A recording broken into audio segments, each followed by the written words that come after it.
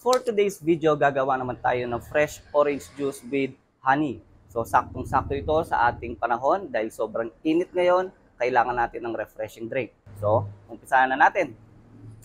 So, meron tayong orange fruit.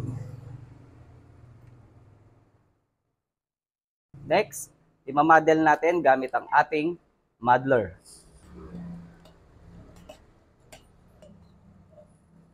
Susunod, ang ating honey. So, meron tayo ditong wild honey. Okay.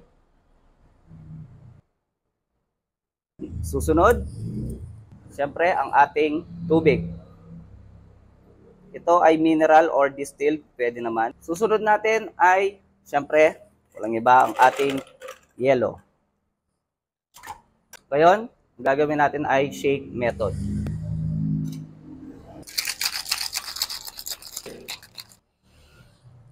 Ngayon, bigyan natin ng ice ang ating baso. Gagamitan natin ng strainer.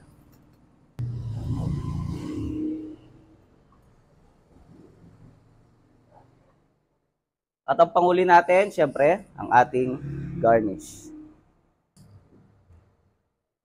So, ayan. Nakagawa na tayo ng fresh orange juice with honey. So, salamat po sa panonood. Please like, follow, and share my videos.